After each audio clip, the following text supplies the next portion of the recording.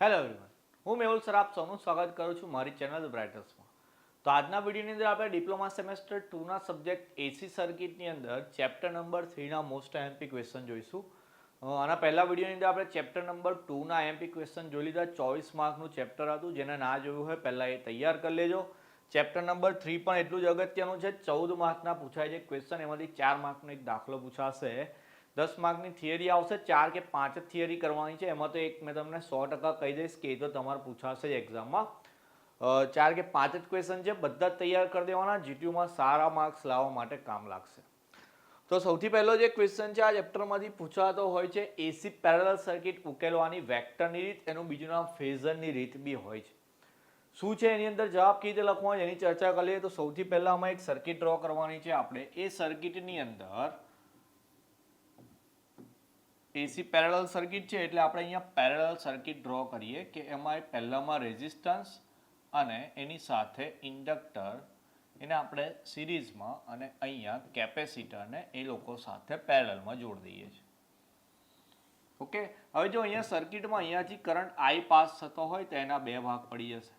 અહીંયા I1 current જશે અને અહીંયા જશે કરંટ I2. ઓકે, આ આર છે, આ એલ છે ને આપણો આ સી છે. તો સર્કિટમાં જે ત્રણ વસ્તુ છે એ ત્રણ વસ્તુ મતલબ કે બે બ્રાન્ચની અંદર કરંટ વહેંચાઈ જાય છે આપણો. તો બે બ્રાન્ચની અંદર જે કરંટ વહેંચાય છે એમાં તો પછી બંનેના ઇમ્પિડન્સ અલગ અલગ આવશે. જેમ કે મારે પહેલાનું ઇમ્પિડન્સ લખવું હોય, એટલે કે આના માટે લખવું હોય તો એના માટે થઈ જશે, આપણે એવું માન લો કે Z1 નામ આપી દઈએ. તો Z1 જે ઇમ્પિડન્સ આવશે આપણું, એ Z1 આવશે આપણું V/I1. I1 ની જગ્યાએ આપણે IL બી લખી શકીએ કારણ કે એમાં ઇન્ડક્ટિવ આવવાનું છે. અને Z2 લખવું હોય તો Z2 બરાબર આવશે V/IC. ઓકે, કારણ કે અહીંયા બે વસ્તુ આપેલી છે, એક તો ઇન્ડક્ટર છે અને એક કેપેસિટર છે. તો બંનેના કરંટને આપણે એ રીતે નામ આપી દઈએ. હવે આ બંને વસ્તુ લખી દીધી, એની સાથે સાથે બીજી વસ્તુ લખવાની આપણે કે સર્કિટ ડાયાગ્રામ જે આપણે ડ્રો કર્યો છે એમાં કઈ વસ્તુ આપેલી. તો પહેલો પેરેગ્રાફ એ લખી દઈશું, બંનેના ઇમ્પિડન્સ લખી દીધા અહીંયા. એની સાથે સાથે આપણે એવું બી લખીશું કે આના જે વેક્ટર ડાયાગ્રામ જે આવશે એ વેક્ટર ડાયાગ્રામમાં, ઓકે ચાલો ડ્રો કરીને જ બતાવું તમને. વોલ્ટેજ જે છે કોમન છે બંનેમાં, એટલે વોલ્ટેજને આપણે રેફરન્સ લાઇન તરીકે લઈએ. વોલ્ટેજ ને કરંટ વચ્ચે φ જેટલો એંગલ બતાવું છું અહીંયા. અને બે કરંટ છે એમાં એવું ખબર છે કે ઇન્ડક્ટર જે છે, તો બીજા ચેપ્ટરમાં આપણે જોયું હતું કે પ્યોરલી ઇન્ડક્ટિવ સર્કિટ હોય એમાં કરંટ વોલ્ટેજ કરતાં 90 ડિગ્રી પાછળ આવે. પાછળ માટે લેગિંગ એવો શબ્દ વાપરેલો હતો. તો વોલ્ટેજ કરતાં પાછળ બતાવું છું અહીંયા આ રીતે IL ને, જ્યારે કેપેસિટર માટે એ આગળ હતું તો પછી એને આપણે અહીંયા આગળ બતાવીએ IC ને. ઓકે, તો આ વેક્ટર ડાયાગ્રામ છે કોઈ સર્કિટ માટેનો, તો કે એસી પેરેલલ સર્કિટ, એટલે આજે RLC સર્કિટ છે પણ પેરેલલમાં લગાવેલા છે, એના માટેનો આ વેક્ટર ડાયાગ્રામ છે. તો આ વેક્ટર ડાયાગ્રામ ડ્રો કરવાનો છે, સર્કિટ ડ્રો કરવાની છે. એના પરથી સર્કિટ પરથી થોડું લખાણ લખીશું, વેક્ટર ડાયાગ્રામ પરથી બી થોડું લખાણ લખીશું. ક્વેશ્ચન ચોપડીમાં વાંચો તો વાંચતા પહેલા સમજી લેવાનું છે આપણે કે ભાઈ પ્રશ્ન કહેવા શું માંગે છે. મેં અહીંયા એ જ કામ કરું છું કે તમને થોડી હેલ્પ થઈ જાય. તમે આ પ્રશ્ન અહીંયા સમજી લો, પછી ચોપડીની અંદર જે મુદ્દા વાઇઝ જે આપેલા હોય આન્સર, એમાં મેઇન મુદ્દા કયા છે, મતલબ મેં અહીંયા જે ચર્ચા કરીએ એની સિવાયના એક્સ્ટ્રા મુદ્દા આપેલા છે એમાં શું લખેલું છે એ જરા ફિગર આઉટ કરવાનું, પછી ક્વેશ્ચન મોડે કરવાનો. આપણે તો પહેલી જ વાર લઈને બેસે તો એવી ઈચ્છા રાખીએ કે ભાઈ મોડે થઈ જાય, પણ એવું ના થાય. પહેલા કોન્સેપ્ટ સમજો કે પ્રશ્ન શું કહેવા માંગે છે અને એની અંદર કઈ રીતે લખાણ લખવાનું છે. ઓકે, તો આ વસ્તુ અહીંયા સમજી લીધા પછી તમે ચોપડીમાં કે કોઈ બી મટીરિયલ હોય તમે એનામાંથી વાંચો તો પ્રશ્ન તમારે એ રીતે તૈયાર કરવાનો છે. એમાં મેઇન સર્કિટ ડાયાગ્રામ અને વેક્ટર ડાયાગ્રામ બંને મેઇન આપણે ડ્રો કરવાનું આવશે. ઓકે, તો બી કોઈ જગ્યાએ તમે અટકી જાઓ, મટીરિયલ કે બુકમાં કોઈ જગ્યાએ ખબર ના પડે તો એનો ફોટો પાડીને મને મોકલી આપવાનો, હું તમને એ બી સમજાવી દઈશ. પણ જે મેઇન કોન્સેપ્ટ છે એ હું અહીંયા ક્લિયર કરાવવા જાઉં છું. એવું નથી કે આખા ચોપડીમાંથી બેઠા બેઠા આન્સર અહીંયા લખીને પછી તમને સમજાવું કે PDF અહીંયા ડિસ્પ્લે કરીને પછી એમાંથી સમજાવું. મારે એવું નથી કરવું. મોડે તો તમારે જ કરવાના છે ક્વેશ્ચનના આન્સર, પણ સમજવાના છે એ અહીંયા આપણે સમજીએ. તો આ પહેલો ક્વેશ્ચન હતો કે વેક્ટર ડાયાગ્રામ વેક્ટરની રીત કે એસી પેરેલલ સર્કિટ ઉકેલવા માટેની. બીજો ક્વેશ્ચન છે પેરેલલ રેઝોનન્સ સર્કિટ અને રેઝોનન્સ ફ્રીક્વન્સી. ઓકે, ચલો પહેલા બીજા ચેપ્ટરની અંદર આપણે સિરીઝ રેઝોનન્સ જોઈ લીધું, શ્રેણી અનુનાદ. મેં એ જ વખતે કહ્યું હતું કે આના પછીના ચેપ્ટરની અંદર પેરેલલ રેઝોનન્સ આવશે. તો આ પેરેલલ રેઝોનન્સ છે. પેરેલલ રેઝોનન્સની અંદર આપણે રેઝોનન્સ ફ્રીક્વન્સી લાવવાની છે, પણ પેરેલલ સર્કિટ માટેની લાવવાની છે. તો પેરેલલ સર્કિટ જે આપણે આગલા ક્વેશ્ચનમાં જોઈ લીધા એ જ સર્કિટ અહીંયા ડ્રો કરીશું. બે પાર્ટ્સ બતાવી દઈએ અહીંયા, રેઝિસ્ટન્સ, ઇન્ડક્ટર અને એની સાથે સિરીઝમાં પેરેલલમાં લઈ લઈએ કેપેસિટર અને એની સાથે જોડ દઈએ આપણું વોલ્ટેજ. તો સેમ જે ફિગર આપણે આગલા ક્વેશ્ચનમાં ડ્રો કરી હતી એ જ ક્વેશ્ચન ડ્રો કરવાની છે. પછી જે મેઇન વાત છે આની ફરી એ જ ચર્ચા કરીએ કે જે કેપેસિટર જે છે 90 ડિગ્રી આગળ ચાલતું હોય, ઇન્ડક્ટર હોય તે 90 ડિગ્રી પાછળ ચાલતું હોય, પણ અહીંયા રેઝિસ્ટન્સ ને ઇન્ડક્ટર એકબીજા સાથે જોડેલા છે સિરીઝમાં. તો એના કારણે જે ઇન્ડક્ટર જે છે એ પ્યોરલી 90 ડિગ્રી નહીં હોતો પાછળ, એ થોડા ખૂણા પર હોય છે. તો એના લીધે શું થાય છે, ઓકે ચલો ફિગર બી ડ્રો કરીને બતાવું. કેવું માનો કે આ વોલ્ટેજ છે, તો આ જે કરંટ છે એ તો 90 ડિગ્રી આગળ બતાવી દઈએ, પણ જ્યારે ઇન્ડક્ટરનો કરંટ પાછળ બતાવવાનો હોય તો એ પ્યોરલી નથી હોતો, થોડોક ઓછો હોય છે આ રીતે. તો પછી આ કરંટના બે ભાગ પડી જાય. જેવી રીતે ઓકે તમે તો એ નહીં શીખ્યા, પણ ત્રિકોણમિતિમાં આવતું હતું કે કોઈ ખૂણો આપણે થીટા લઈ લઈએ, માન લો કે આ થીટા લઈ લઈએ, તો એની પાસેની બાજુ અને સામેની બાજુ પ્રમાણે એના બે કમ્પોનન્ટ છૂટા પડે. તો અહીંયા બે કમ્પોનન્ટ છૂટા પડે, એમાં આ જે આવે છે તે IL sin phi L થઈ જાય છે, જો ખૂણો phi જેટલો લઈએ તો, એટલે આ ખૂણો જો phi જેટલો લઈએ તો.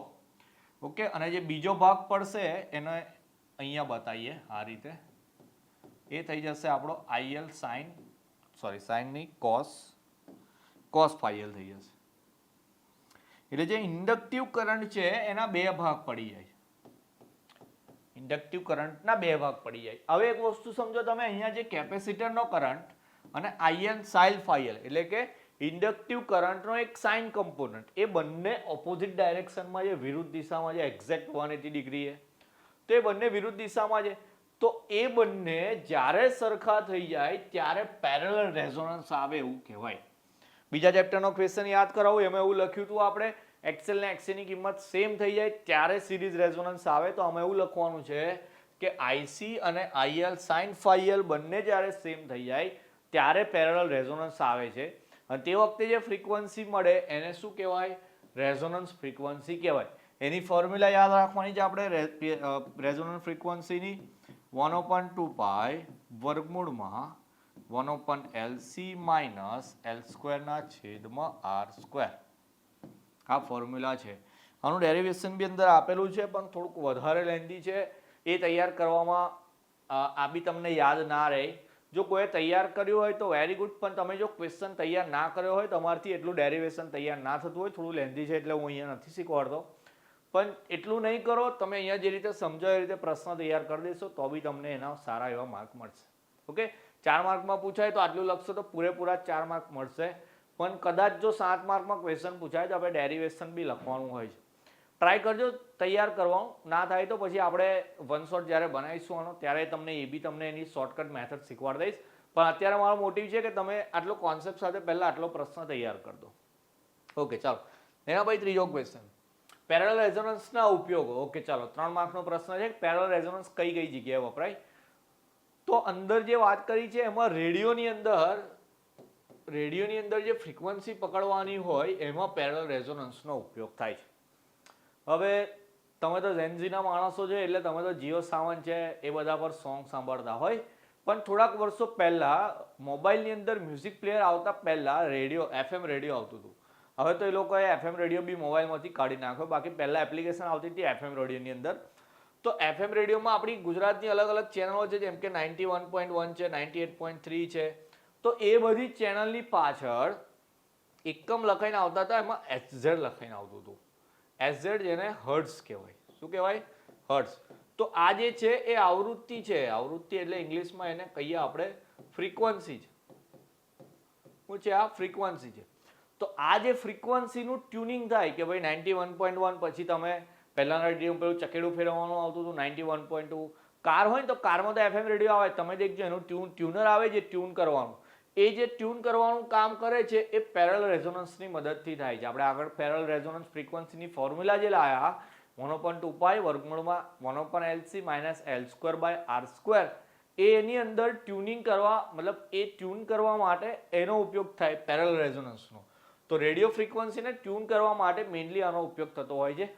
એક જ મુદ્દા પરથી 2-3 મુદ્દા અલગ અલગ બનાવીને લખેલા છે. પેરેલલ રેઝોનન્સના 4 કે 4 જ મુદ્દા આપેલા છે બુકની અંદર. એ 4 જ તૈયાર કરવાના છે 3 માર્ક માટે. એના પછી આ ચેપ્ટરનો મોસ્ટ આઈએમપી ક્વેશ્ચન છે સિરીઝ અને પેરેલલ રેઝોનન્સની સરખામણી. એક ટેબલ બનાવીને આપેલું છે. એ ટેબલની અંદર 7 થી 8 મુદ્દા આપેલા છે. 8 તૈયાર કરજો. 7 માર્કનો ક્વેશ્ચન છે આપણો. પૂછાશે જ. અત્યાર સુધી એવી કોઈ પણ એક્ઝામ નથી ગઈ જીટ્યુની કે એસી સર્કિટનું પેપર હોય ને આ ક્વેશ્ચન ના પૂછાયેલો હોય. ઓકે, તો આ ક્વેશ્ચન તો ખાસ તૈયાર કરવાનો છે. એમાં અલગ અલગ વસ્તુની વાત કરીએ તો પહેલા મુદ્દાની અંદર બંનેનું સૂત્ર લખી દો, સિરીઝનું બી લખી દો, પેરેલલનું બી લખી દો. પછી બીજા મુદ્દાની અંદર લખો કે એનો ઉપયોગ કઈ જગ્યાએ થાય. અહીંયા ક્યુ મીટર માટે, અહીંયા આપણે રેડિયોની વાત કરી લીધી. એ બંનેનું પાવર ફેક્ટર લખો કે બંનેનું પાવર ફેક્ટર કેટલું છે. તો બંનેનું પાવર ફેક્ટર યુનિટી છે એવું અંદર મુદ્દો લખેલો હશે. યુનિટી એટલે 1 કહેવાય, બરાબર. યુનિટી એટલે પાવર ફેક્ટર બંનેનું કેવું છે 1 છે એવું લખીશું. પછી મેગ્નિફિકેશન શામાં થાય છે એ લખવાનું છે. અહીંયા અલગ અલગ મુદ્દા આપેલા છે. પછી આનો રિએક્ટન્સ કેટલો છે. ઓકે, પછી કોઈક મુદ્દો બાકી રહેતો હોય એવો 7-8 મુદ્દા આપેલા છે. મને બધા યાદ નથી પણ આ રીતે લખવાનો છે ક્વેશ્ચન કે અહીંયા એની વિગત લખી દો કે શું છે ટાઇટલ એનું. આ બાજુ સિરીઝના આન્સર લખવાના, આ બાજુ પેરેલલના યાદ રાખવાના, બરાબર. કોષ્ટક જ ટેબલમાં આપેલું તો ટેબલ 2-3 વાર લખી લેવાનું, કોઈ જગ્યાએ મોડે કરી દેવાનું. બેઠો જ આ ક્વેશ્ચન પૂછાશે, કોઈ બી ચેન્જ એમાં આવે નહીં. તો આઈ થિંક આ ચેપ્ટરની અંદર 4 જ આપણા ઇમ્પોર્ટન્ટ ક્વેશ્ચન હતા. 4 જ તૈયાર કરવાના છે. 14 માર્કનું ચેપ્ટર છે. એક દાખલો આવશે, દાખલા માટે અલગથી વિડીયો બનાવી લઈશું, પણ આ 4 ત્યાં સુધી એકદમ પાક્કા કરી લેવાના. વિડીયો પસંદ આવ્યો હોય તો તમારે લાઈક કરવાનો છે. અને બીજા એવા સ્ટુડન્ટ કે જે લોકો એસી સર્કિટમાં તકલીફ હોય એમને જેમને તો જરૂર હોય તો આ વિડીયો એમને શેર કરી આપવાનો. તો નેક્સ્ટ વિડીયોમાં મળીશું. આ ચેપ્ટર નંબર 4 આપણું એસી સર્કિટનું છેલ્લું ચેપ્ટર છે. ત્યાં સુધી પહેલા 3 ચેપ્ટર પાક્કા કરી લેવાના. તમારે બધાનું ધ્યાન રાખવાનું. જય હિન્દ, જય ભારત.